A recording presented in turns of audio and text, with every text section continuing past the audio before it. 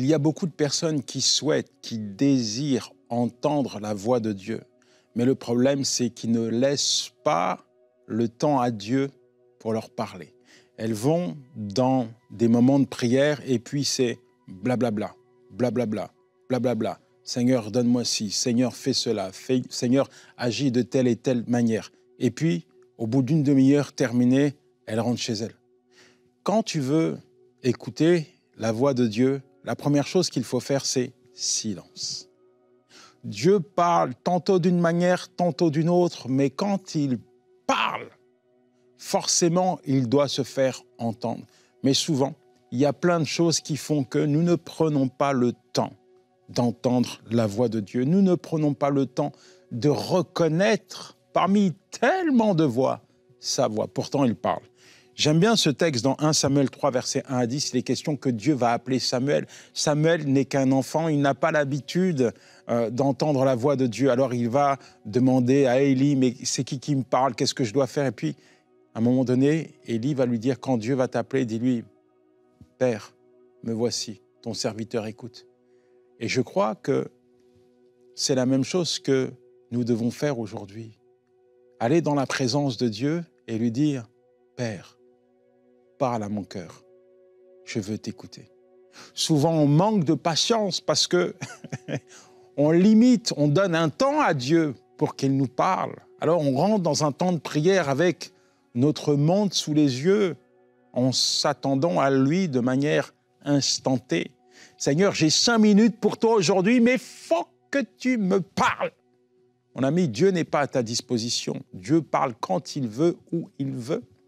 Et en réalité, si au quotidien tu es en communion avec lui, si tu as cette oreille spirituelle qui te permet d'entendre la voix de ton berger, d'entendre la voix de ton Créateur, d'entendre la voix de ton consolateur, d'entendre la voix de ton Dieu, alors peu importe où tu es, tu comprends que tu n'as pas besoin de te fabriquer un moment pour que Dieu te parle, parce que tu es en relation, tu es en communion permanente avec lui et tu entends sa voix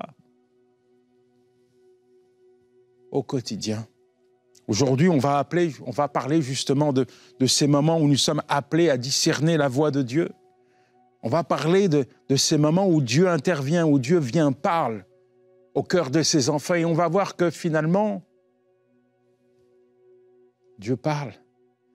Dieu n'est pas muet, Dieu parle. Il a parlé hier, il parle aujourd'hui, il parlera encore demain. Alors Seigneur, merci, parce que tu ouvres nos cœurs, tu débouches nos oreilles afin que nous puissions entendre ta voix. Je sais que tu as une parole pour moi, ô Père, tu as une parole pour nous. Alors je veux te demander de faire entendre ta voix, que ta voix puisse résonner dans notre cœur, dans notre conscience et que tu puisses nous apprendre à la reconnaître, à discerner ta voix au milieu des bruits assourdissants de ce monde, que nous puissions entendre ta voix, la reconnaître, Père. Parce que quand tu parles, c'est toujours pour apporter quelque chose de bon, de magnifique, de glorieux dans notre vie. Au travers de ta parole, tu peux accomplir tellement de choses dans notre vie. Alors, nous voulons que cette parole puisse tomber dans la bonne terre, la terre de notre cœur, et qu'elle porte du fruit.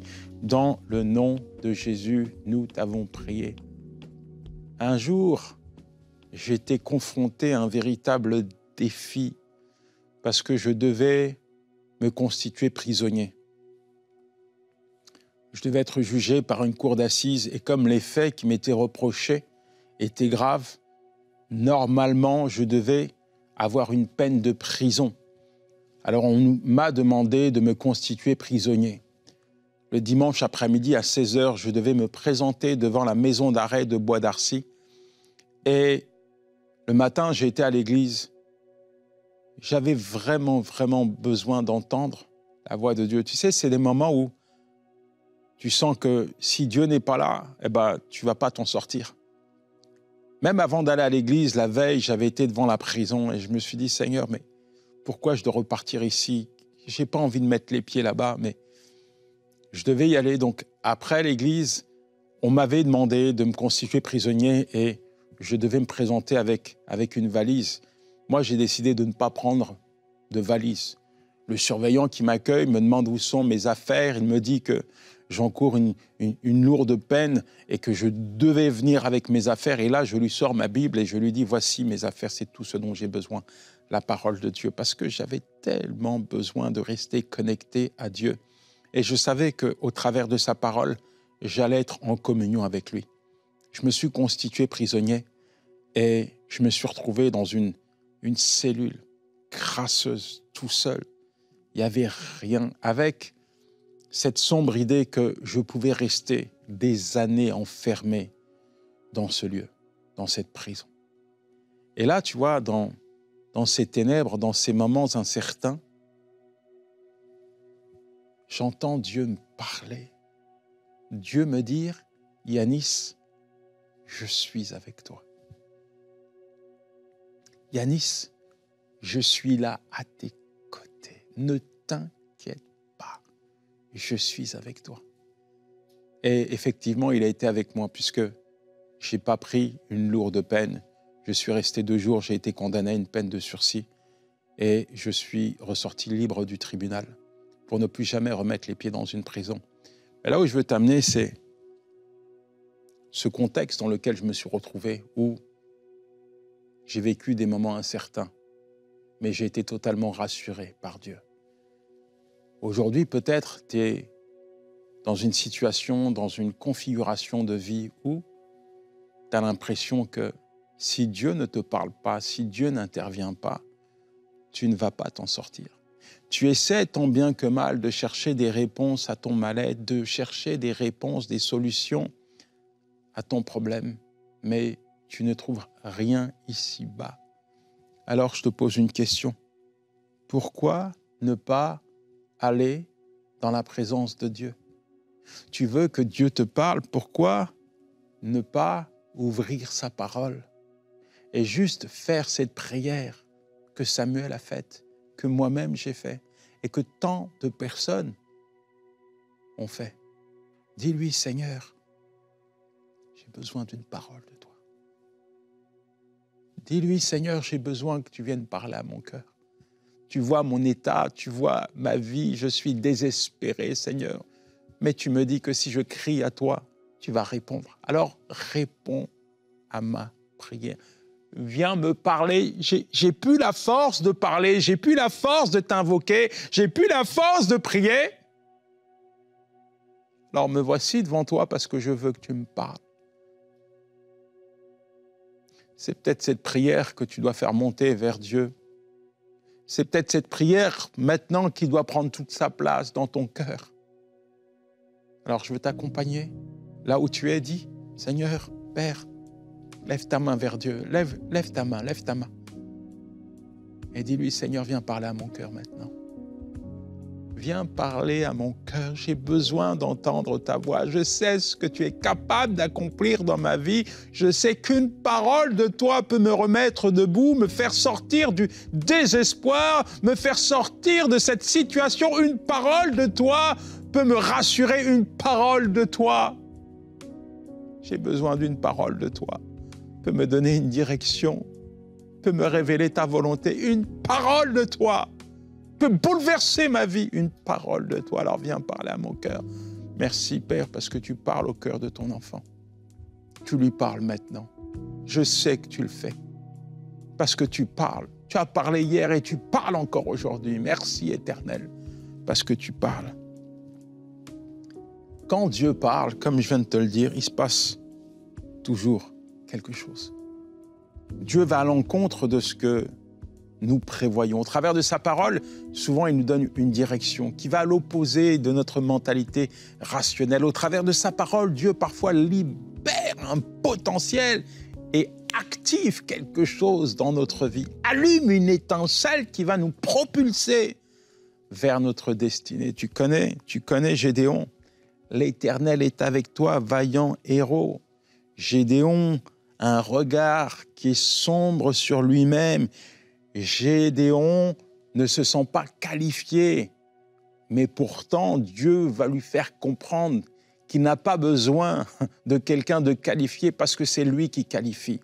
Et tu vois, à partir du moment où Dieu parle à Gédéon, Dieu libère un potentiel qu'il avait enfoui en lui et Dieu active sa destinée. Je t'ai destiné pour aller libérer mon peuple de l'oppression des Madianites. Aujourd'hui, tu as besoin peut-être d'entendre une parole de Dieu qui va activer ton potentiel et qui va te propulser vers ta destinée. Et c'est important que tu réalises que Dieu est capable de te révéler qui tu es, que Dieu est capable, au travers d'une parole, de libérer, d'activer, de déployer ce potentiel qu'il a enfoui en toi. Il y a beaucoup de personnes qui veulent connaître les plans de Dieu, mais qui ne permettent pas à Dieu de leur révéler ses plans. Il y a beaucoup de personnes qui veulent être revêtues de la puissance de Dieu, mais qui ne permettent pas à Dieu de leur revêtir de sa puissance. Il y a beaucoup de personnes qui cherchent une direction dans leur vie, mais qui ne permettent pas à Dieu de leur communiquer quelle direction ils doivent prendre. Il y a beaucoup de personnes qui attendent une réponse de la part de Dieu. Il y a beaucoup de personnes qui veulent savoir quels sont les dons et les talents qu'ils sont enfouis en eux. Mais ils ne permettent pas à Dieu de leur montrer tout cela parce qu'ils ne prennent pas le temps dans la présence de Dieu. Ils ne prennent pas le temps d'écouter la voix de Dieu. Ils n'arrivent même pas à la reconnaître tellement ils sont noyés dans tout un tas de voix, dans tout un tas de choses qui finalement les désorientent et les empêchent d'entendre la voix de Dieu. Si aujourd'hui tu es là, c'est parce que Dieu l'a voulu et au travers de cette émission, je suis certain que de manière précise, Dieu va te parler, que Dieu va mettre le doigt sur les dons et sur le potentiel qu'il a enfoui en toi. Je suis certain que Dieu va te dire pourquoi tu es sur la terre et ce qu'il attend de toi. Je suis certain que Dieu va te donner une direction précise qui va te conduire vers ta destinée. Je suis certain que Dieu va te parler parce que Dieu parle.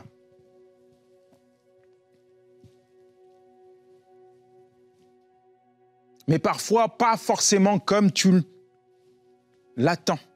Parfois, nous sommes confrontés à l'inattendu. Dieu parle et nous pensons que Dieu va parler au travers d'un miracle, au travers d'un fait spectaculaire, d'un éclair comme Élie au mont Horeb. Dieu vient lui parler dans un murmure. Alors qu'il y avait des éclairs, qu'il y avait le tonnerre, Dieu parle dans un murmure, d'où après la tempête. Dieu ne te parle pas simplement quand tu traverses une tempête, c'est pas pendant la tempête qu'il faut simplement te retrancher dans la présence de Dieu en lui disant « Seigneur, je vais mourir, Seigneur, viens à mon secours ». Mais également, il faut avoir l'habitude de prendre du temps dans la présence de Dieu quand tout va bien, parce que dans ces moments où tout va bien, dans ces moments de silence où la tempête ne fait pas rage, eh bien Dieu va te parler et c'est dans ces moments que finalement tu vas apprendre à développer une relation avec lui qui va te permettre de traverser les saisons compliquées, difficiles, les cyclones et les tsunamis qui peuvent s'abattre sur ta vie. Mais dans les moments de répit, dans les moments de silence, apprends à entendre la voix de Dieu. Apprends à reconnaître, apprends à discerner la voix de l'Éternel, ton Dieu. Maintenant, franchement, quand tu veux entendre Dieu te parler, qu'est-ce que tu fais? Est-ce que tu fais comme beaucoup, tu ouvres la Bible, tu mets ton doigt sur un verset au hasard et tu le lis? Si ce verset te convient, ah, Dieu m'a parlé. C'est la direction que je dois prendre. Là, parce que, en fait, ce que tu lis comme verset correspond au désir de ton cœur. Alors forcément, c'est bon. Mais c'est peut-être toi qui as choisi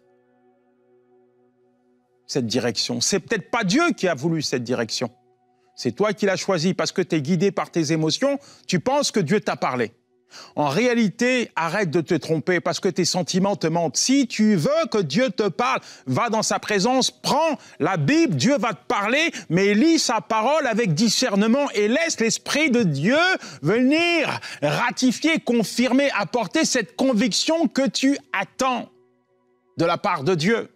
Si tu veux que Dieu te parle, sois disposé à l'écouter. Si tu veux que Dieu te parle, eh bien, sois disposé à obéir à sa voix. Alors, le premier terrain, c'est le terrain de la sanctification, se déchausser pour s'approcher de lui. On le voit avec Moïse, on le voit avec Josué. Il reçoit l'ordre de se déchausser avant de prendre Jéricho. Josué 5, verset 15. Déchausse-toi, enlève toutes les choses du monde, va dans la présence de Dieu, il t'attend, il veut te parler, il veut faire un face-à-face avec toi afin que sa parole puisse imprégner, saturer, remplir ton cœur et tes pensées. Dieu ne parle jamais en vain, Dieu ne parle jamais pour rien. Et tout ce que Dieu te dira est bon pour toi. Dieu ne va jamais te donner une mauvaise direction. Dieu ne va jamais te donner un mauvais conseil. Dieu te dira toujours des choses qui sont bénéfiques pour toi et pour ta vie et pour ton futur et pour ta famille. Alors il faut prendre le temps de l'écouter. L'importance de la foi quand tu écoutes Dieu. Romains 10, verset 17. Ainsi la foi vient de ce qu'on entend.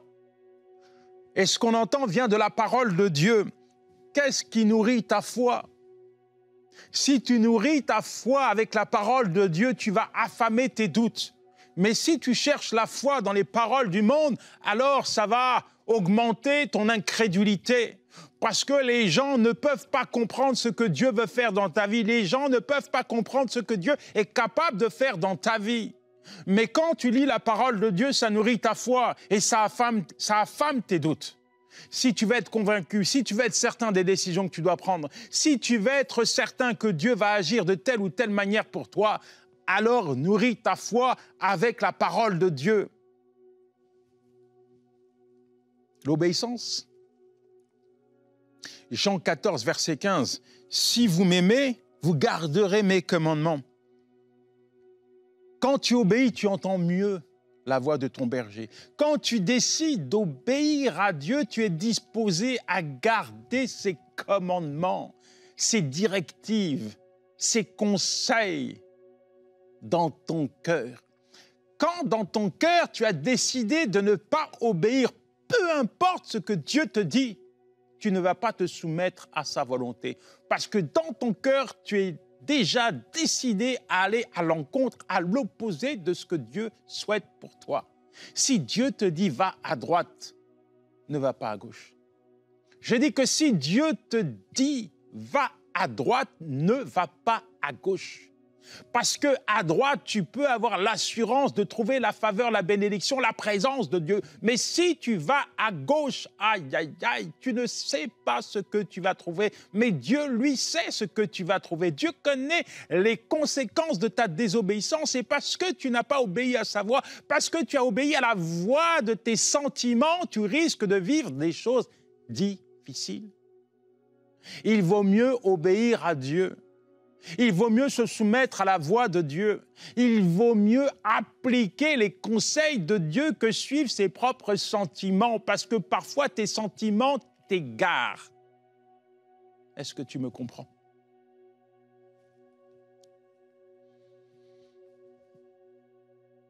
Et puis il y a les distractions. Les distractions sont un obstacle pour une écoute claire de la voix de Dieu. Luc 10, verset 39-42, tu connais cette scène où Marie s'assoit au pied du Seigneur tandis que Marthe est agitée, elle est distraite. Elle s'occupe de tout dans la maison et elle va dire « Maître, regarde ce qui se passe, pourquoi tu ne dis pas à Marie de venir m'aider ?» Marthe est distraite. Aujourd'hui encore, on vit dans un monde, c'est imprégné de distractions.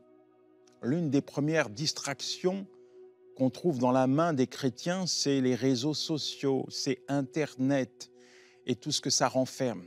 Les chrétiens se lèvent le matin, la première chose qu'ils font, c'est regarder leur téléphone, regarder leur page Facebook, Instagram, TikTok. au lieu de consulter la parole de Dieu, au lieu de se tourner dans la bonne direction, il consulte les réseaux sociaux comme pour connaître la volonté de Dieu. La volonté de Dieu n'est pas forcément dans les réseaux sociaux, elle est surtout écrite et consignée dans sa parole. La première chose que tu dois faire dans la vie, mon ami, la première chose que tu dois appliquer au quotidien, c'est dès le matin, faire comme Samuel, prendre un temps dans la présence de Dieu pour lui dire « Père, j'ai besoin d'entendre ta voix. Père, parle à mon cœur parce que sinon, cette journée ne sera pas bonne. Sans Dieu, finalement, quelle direction tu dois prendre? Si tu vis sans Dieu, où est la lumière de Dieu dans ta vie? Si tu vis sans la parole de Dieu, quel est le chemin que tu poursuis, que tu arpentes au quotidien? Comment une journée pourrait être bonne si elle n'est pas dédiée à Dieu? Comment une journée pourrait être bonne si elle n'est pas sacrifiée, offerte à Dieu? La réalité, c'est que nous sommes des sacrifices vivants. En tant qu'enfants de Dieu, nous devons vivre pour Dieu. Et pour vivre pour Dieu, il faut te laisser guider par sa parole, qui est une lumière sur ton sentier. Une lampe à tes pieds, une lumière sur ton sentier. Aujourd'hui, plus que jamais, tu dois apprendre à discerner la voix de Dieu, la voix de ton Créateur. Et pas simplement à discerner sa voix, mais à appliquer sa parole. Jacques 1, verset 22, « Mettez en pratique la parole de Dieu et ne vous bornez pas à l'écouter. » Mettre en pratique la parole de Dieu et ne pas simplement se borner à l'écouter. Parce que la vérité, c'est qu'il y a beaucoup de personnes qui connaissent la parole de Dieu, qui sont capables de vous réciter la Bible par cœur, qui vous bombardent à coups de versets bibliques, mais qui n'appliquent jamais les mêmes versets qu'ils proclament. Ils connaissent la parole de Dieu, mais ils n'obéissent pas, ils ne mettent pas en pratique la parole de Dieu. Si tu n'appliques pas la parole de Dieu, à quoi ça sert de la connaître? La parole de Dieu, tu dois l'appliquer dans chaque aspect de ta vie. Chaque aspect de ta vie. La parole de Dieu, c'est la parole de ton berger, c'est la parole qui te guide, c'est la parole qui te garde, c'est la parole qui te préserve, c'est la parole qui t'amène à vivre les bienfaits de Dieu, à expérimenter les hauts faits de Dieu. C'est la parole qui t'apporte la paix dans ton cœur, qui te propulse vers l'abondance spirituelle, qui te permet de prendre les bonnes décisions, de faire les bons choix, de poser les bons actes dans ta vie, dans ton quotidien. La parole de Dieu fait de toi une source de bénédiction. Elle te permet de dépasser tes limites, de vivre, d'expérimenter l'impossible. La parole de Dieu, c'est la nourriture de ton âme, c'est la nourriture qu'il te faut, c'est la nourriture que tu dois appliquer au quotidien dans ta vie. Ne t'inquiète pas, si tu te nourris de la parole de Dieu au quotidien, tu ne vas pas faire une indigestion spirituelle. Non, il n'y a pas de carence dans la parole de Dieu. La parole de Dieu est bonne. Ne sois pas sélectif, ne va pas chercher un verset qui te plaît et rejeter un verset qui te déplaît, un verset qui va à l'encontre de ce que tu veux. Prends toute la parole de Dieu parce qu'elle est pour toi et elle apportera la vie, elle apportera les choses que Dieu a prévues dans ta vie. Mes brebis, entendent ma voix, je les connais et elles me suivent. Jean 10, verset 27. Une brebis de Dieu, c'est reconnaître la voix de Dieu. Une brebis, non seulement sait reconnaître, mais elle entend, tu vois, elle entend la voix de Dieu. Une brebis de Dieu suit la voix de son berger. Et plus que jamais, en tant que brebis du Seigneur, tu dois entendre la voix de ton berger, de celui qui t'aime, de celui qui te protège, de celui qui te guérit, qui prend soin de toi, qui veille sur ton âme, de celui qui te guide sur les chemins de la vie, de celui qui est là pour te protéger des choses de l'extérieur. Tu dois entendre la voix de ton berger et ne pas endurcir ton oreille. Peut-être que tu t'es laissé distraire par les distractions de ce monde, par les futilités ici-bas. Peut-être qu'aujourd'hui, tu n'as même pas envie d'entendre la voix de Dieu parce que tu ne veux pas entendre la voix de celui qui t'aime, la voix de celui qui te dit de changer de direction. Tu ne veux pas entendre la voix de celui qui te dit d'arrêter de pécher, d'arrêter de te comporter comme ça. Tu ne veux pas entendre sa voix parce que tu sais que ce que tu fais au fond de toi, c'est pas bon, mais tu es tellement enfermé, tu es tellement résolu à poursuivre ce chemin qui n'est pas bon, à rester, à arpenter ce chemin qui, finalement, te détruit intérieurement, te conduit dans une vallée sombre, que tu bouges tes oreilles. Tu bouges tes oreilles. Il y a peut-être des gens autour de toi qui sont en train de te parler que Dieu utilise pour te remettre sur le droit chemin, pour te ramener vers lui, que Dieu utilise pour déployer quelque chose de bon dans ton cœur et dans ta vie, mais tu ne veux même pas les écouter parce que tu es tellement enfermé dans tes faux raisonnements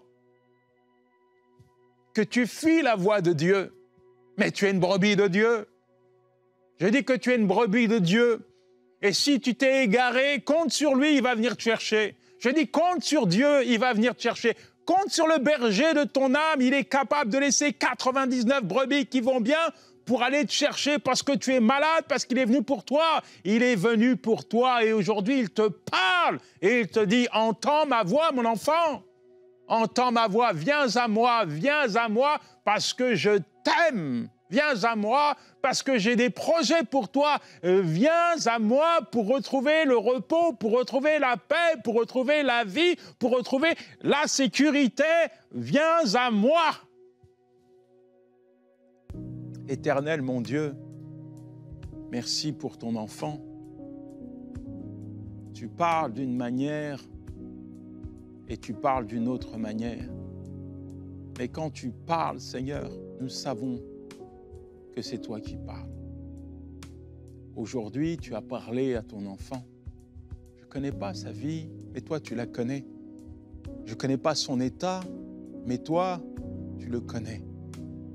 Et je prie afin que, non seulement ton enfant puisse reconnaître ta voix, mais qu'il puisse également obéir à ta voix. Alors que tu lui dis de venir à toi, je prie pour qu'il puisse venir à toi. Qu'il puisse se soumettre totalement à ta volonté, qu'il puisse t'obéir afin de vivre ce que tu as prévu pour lui. Merci Seigneur parce que tu es le bon berger. Tu es celui qui ne nous abandonne pas et qui vient nous chercher. Alors je crois qu'à partir de maintenant, ta main est posée sur ton enfant, que ta voix résonne dans sa conscience et que ta volonté s'accomplira dans sa vie. Dans le nom de Jésus. Amen. Que le Seigneur te bénisse et je t'encourage, mon ami, à prendre un temps dans la présence de Dieu et quand tu vas dans sa présence, fais silence, tais-toi et laisse Dieu te parler. Ciao, c'était Yanis Gauthier.